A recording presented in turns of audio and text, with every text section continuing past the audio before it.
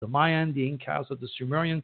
Some religious lunatic wanted to appease the spirit. Not being cosmic conscious, these people used to perform a lot of, they used to kill a lot of people.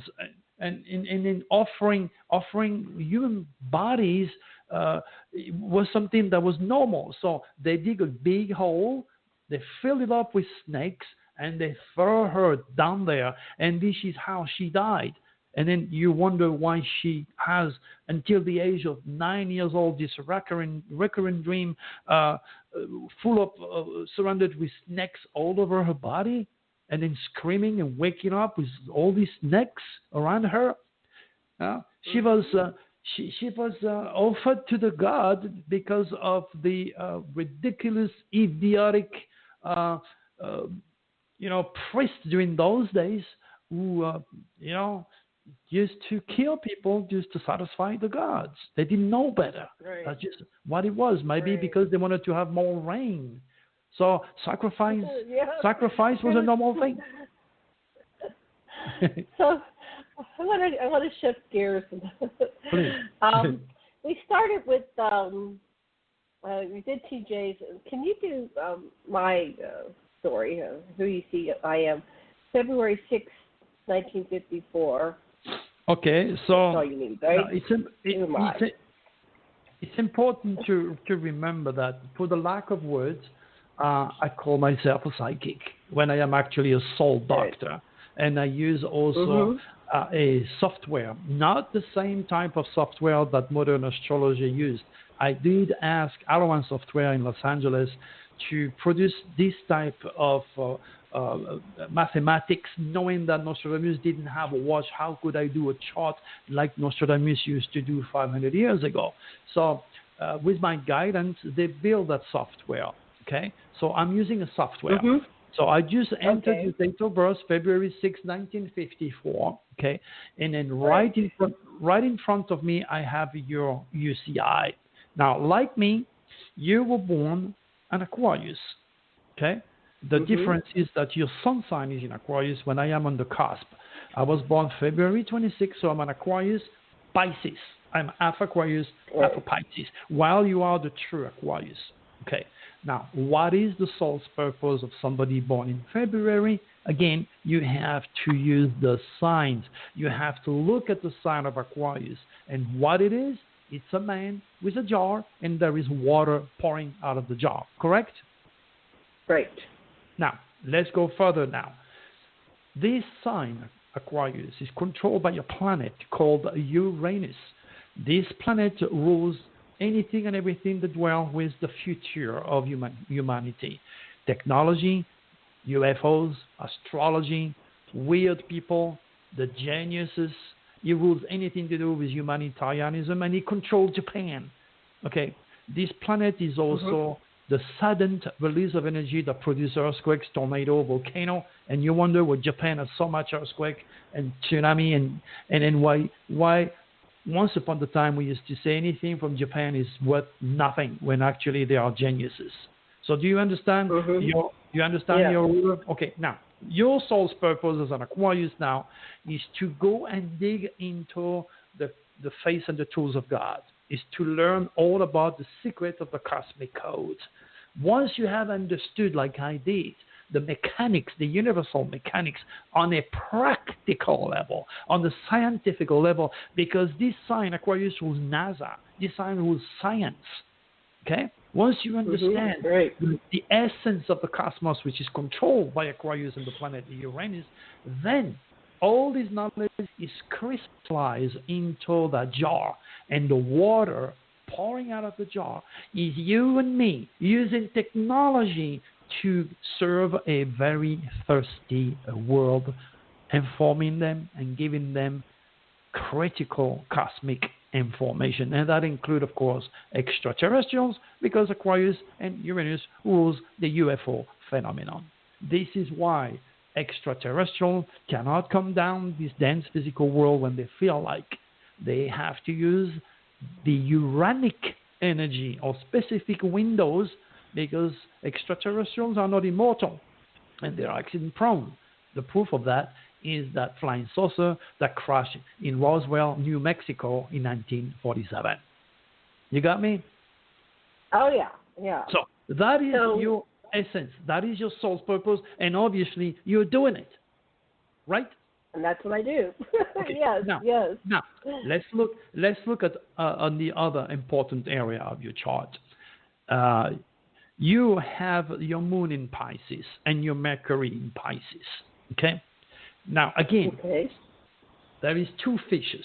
You have one that swims upstream towards God's feet, the universe, towards the Aquarius enlightenment, and then you have the negative fish that swims downstream. You follow me? Right. And okay, I had a chart done and it said my moon was in Aries, so you're saying it's in... No, remember, I don't have the same chart, honey.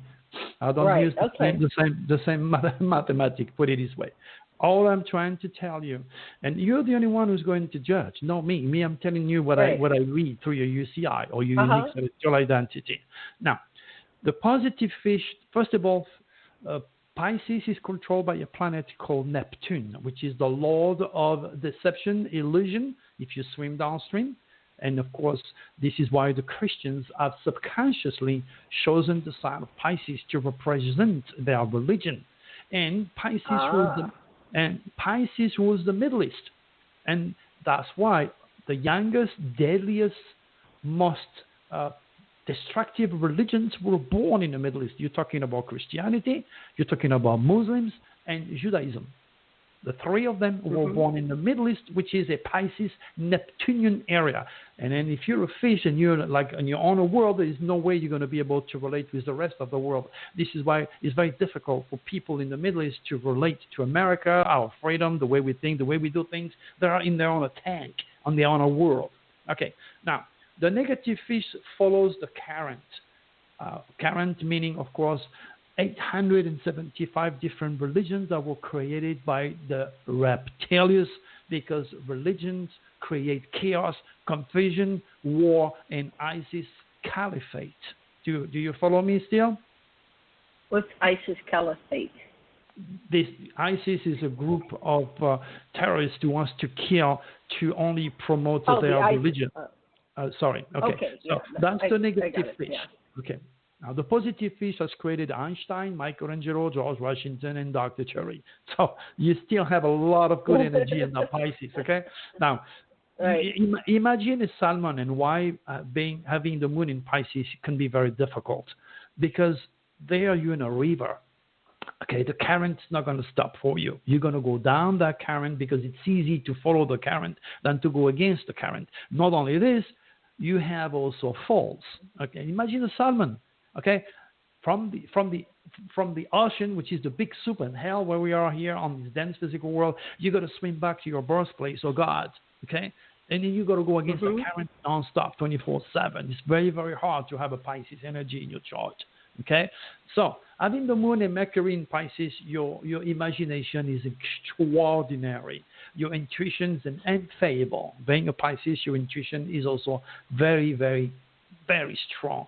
This is a very artistic sign: music, acting, dancing, and as Pisces rules also the subconscious, there is psychic abilities, there is spirituality. If you swim upstream, the world of Neptune has only goodies to give you. If you swim downstream, imagination, addiction, religion, not being able to decipher reality from illusion. You got to be cautious wherever Pisces is located or Neptune is located in your chart. Okay? So, because you have a grand trine in the water sign, you better watch that moon. It's faster if you swim when the tide is coming up. You know the moons create the tide twice a day, yes? Yes, When the moon is waxing from the new moon to the full moon, this is where God will allow you to make significant progress. So I got a question for you. Do you know if the moon is waxing or waning right now? No, I haven't paid attention. There you go. And that is, like we say in French, it's a sacrilege. You cannot put your nose outside not knowing if the moon is waxing or in what sign of the zodiac she is when she cruised the belt of the zodiac. Remember, all disappeared civilization did not build a pyramid or their monument in their building where they feel like. It's always aligned with the constellation. You have forgotten that knowledge. Right. It's very, very important. That's why I invited you to the Cosmic Code, so you can realign your vibration to the old soul. Now, you were born with the tail of the dragon in Cancer, okay? So don't eat when you're upset, okay, because that's weakness on the stomach, and be careful your knees and your joints, okay? Oh, yeah. Now, the tail of the dragon in Cancer means also maybe some difficulties involving your upbringing, because Cancer is home and family. Mom and dad might have some problem there, or losing people at early age, God knows what, okay? Let's move on from that tail. Just watch the moon, and you'll be just fine. Don't eat when you're upset, because food turns into poison, and that can make you sick. Okay?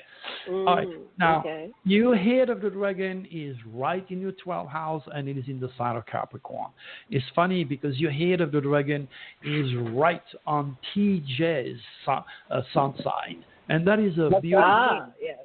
Pretty much like your moon is conjuncting my sun sign, so to speak. So that dictates why our cosmic fluid, our cosmic winds, our cosmic energy is similar, and why we attract each other, because we have a common goal, and that is to build a huge tower that will make our names and our legacy for the future generation very worthwhile.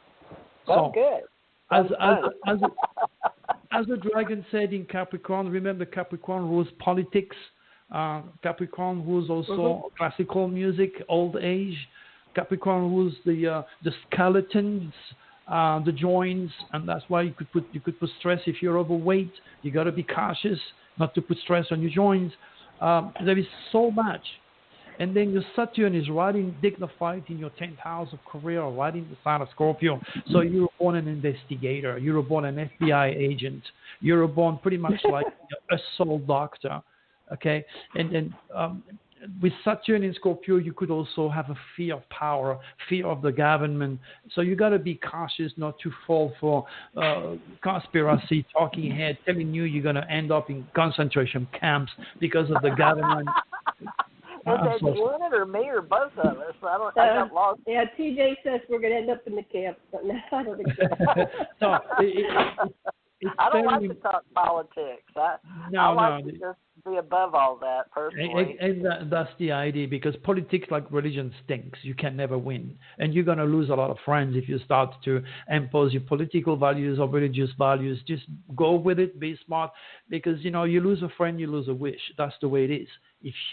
If anytime you lose a friend, it's just a given. You have lost a wish. It's important not to mess up any friends that you have. That's another rule, metaphysical rule. Lose a friend, lose a wish. Make sense again? Yes. Now, you have what you call, Janet, you have what you call a mutual receptions of your dragon. Okay. This means. Oh, by the way, my sun sign in Pisces is conjuncting the head and the tail of the dragon, or TJ, which is really good. So having a mutual reception of your dragon means that you have a complete restructure imposed upon you for the next few months to come. That imposes your work, your service to the world, your health, and all the assimilation involving your subconscious. With the head of the dragon in your subconscious, you have a restructure of a very, very intangible area of your chart, which is the subconscious. And I'm all about talking about the subconscious. So the most important thing that you have to remember is to control your imagination, not to feed the reptilians with fears, and to never, ever forget that the future is the reincarnation of your thought, because as a goddess on this dense physical world, you are training yourself to, once you go back, to create new sources of life. So you are immortal. Okay, you're just a span of life. At the time of burning of matches, that's what's going to be your life on Earth, like any one of us. Okay, but you got much, much more ahead of you, and the next few months are going to be pretty interesting as far as progress is concerned. It's all on the spiritual and the physical level in your case. Interesting. Well, thank you. Well, you're surely welcome. I wonder if we can shift. Now you can do the chart of the country and the chart of the planet, right? You can look at the picture from all the levels, right? Yeah, well, I have well, you. What's going to happen to the United States? Okay, but America was born July 4.